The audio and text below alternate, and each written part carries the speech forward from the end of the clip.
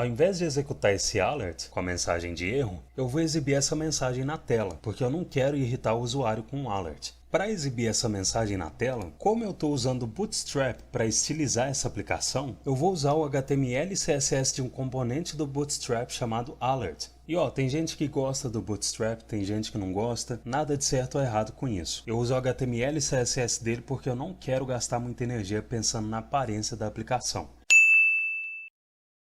Então, para obter a marcação do alert, eu vou abrir uma nova aba, inserir Bootstrap, e na página inicial, que é esse primeiro resultado da pesquisa, vou dar um zoom out e vou clicar em Docs. Aqui na documentação, se eu selecionar Components e clicar em Alerts, eu vejo alguns exemplos dos alerts que o Bootstrap tem. O alert que eu quero é esse amarelo, só que eu quero que ele tenha uma opção para o usuário clicar e fechar ele. Se eu olhar aqui no lado direito, eu vejo um link dismissing, que traduzido significa dispensar. Se eu clicar nesse link, a documentação me mostra um alert com um botão para o usuário dispensar o alert quando ele quiser. E ó, só para não pecar pela falta, aqui nesse primeiro item ele fala para ter certeza que o JavaScript do Bootstrap está sendo carregado, mas isso é irrelevante para mim, porque eu estou cuidando do JavaScript da aplicação. O segundo item diz que se eu usar essa classe, que já está inserida na marcação desse alert, vai rolar um padding extra em um posicionamento do botão de fechar, que também não me interessa muito. O terceiro item diz que esse atributo vai engatilhar a funcionalidade do JavaScript no botão de fechar o alert. Também fala que a tag que deve ser usada com esse atributo é um button, mas como eu estou implementando o JavaScript da aplicação, esse atributo também não vai ser útil para mim. E o último item diz que para animar o alert quando ele é dispensado, ele tem que ter essas duas classes. Então, quando você usar alguma coisa do Bootstrap, você tem que ler a documentação e ficar ligado no que vai servir ou não para o que você está fazendo. Como eu já sei que eu vou usar esse alert do exemplo, eu vou copiar a marcação dele e, por enquanto, abaixo da invocação do alert, eu vou inserir um comentário multilinha, vou colar a marcação, vou indentar ela e vou fazer as mudanças que eu tenho que fazer nela. Ou seja, eu vou remover esse data BS daqui, vou remover essa string acima do button e, por enquanto, eu vou inserir mensagem do erro. Daqui a pouco eu deixo essa mensagem de erro dinâmica, porque agora eu quero que você preste atenção numa coisa.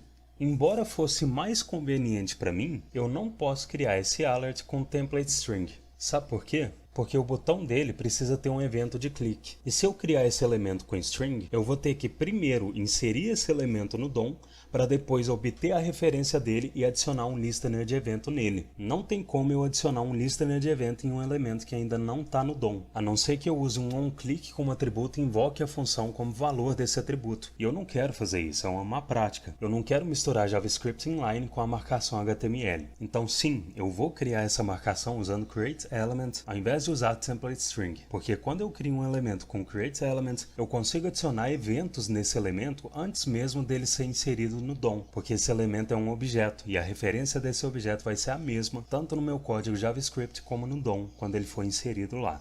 Então, abaixo do alert, para criar a div e o button, eu vou inserir uma const div que recebe document.createElement que recebe div e uma const button que recebe document.createElement que recebe button. E para eu visualizar essa div já com a mensagem do erro e o button dentro dela, para que a mensagem do erro seja inserida dentro da div, aqui abaixo eu vou inserir div.textContent que recebe err.message e mais abaixo, para que o button seja inserido dentro da div, eu vou inserir div.appendChild que recebe button. Se eu remover esse alert e aqui abaixo invocar um console.log que recebe a div, eu vejo no console a div do alert já com a mensagem e o button dentro.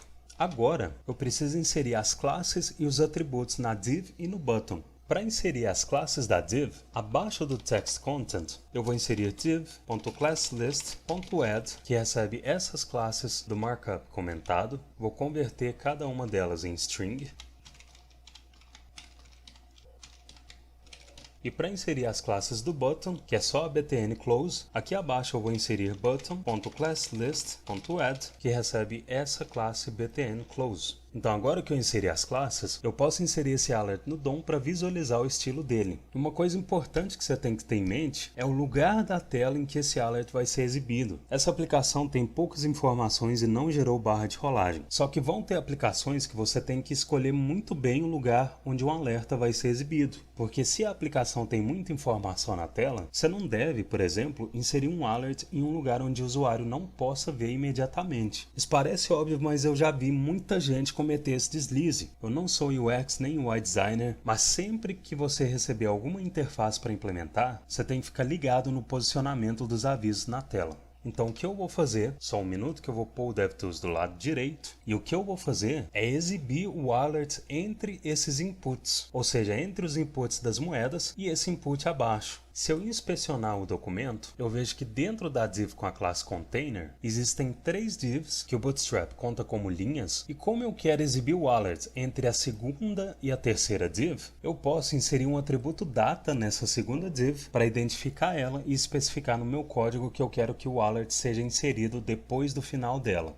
Como que eu faço isso? Primeiro, eu vou identificar essa segunda div dentro do container com um data-js que recebe currencies-container. Vou copiar esse data.js e para obter e armazenar a div, aqui acima, junto das outras referências, eu vou inserir const currencies-l que recebe document.querySelector, que recebe o seletor CSS dessa div. Vou copiar ela e agora que eu tenho a referência dessa div, para inserir o alert logo após ela, abaixo do append child, eu vou inserir currencesl.insertAdjacent element, que recebe after end, porque eu quero inserir o alert logo após o término da currencesl, e para inserir o alert eu insiro div. Se eu remover esse console.log aqui abaixo, eu vejo o alert na tela, nenhum erro é exibido no console, e se eu inspecionar esse alert, eu vejo que ele foi inserido depois da div, como eu queria. Só que agora eu preciso adicionar uns atributos nesse alert. Se eu olhar o markup comentado dele, aqui no final da div tem um atributo row que eu preciso setar. Então aqui abaixo do text content, eu vou inserir div.setAttribute, que recebe row, que é o nome do atributo, e recebe alert, que é o valor do atributo. Eu também vou setar os atributos do button. Então, acima do button.classList, para setar esse atributo type, eu vou inserir button.setAttribute, que recebe type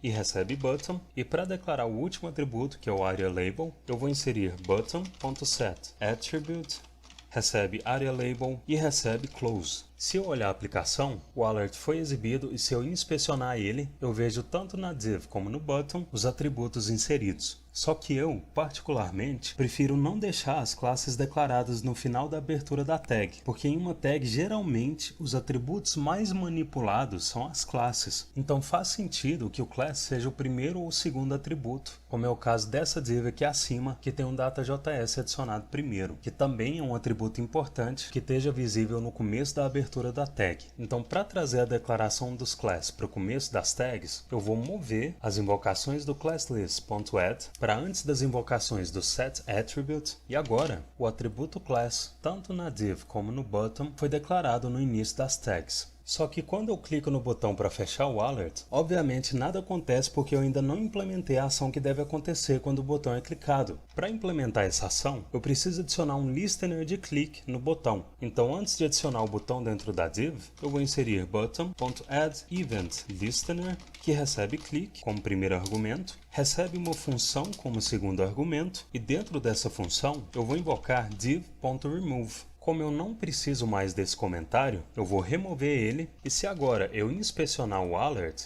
quando eu clico no botão, o alert é removido da tela e a div dele não é mais exibida aqui no painel Elements.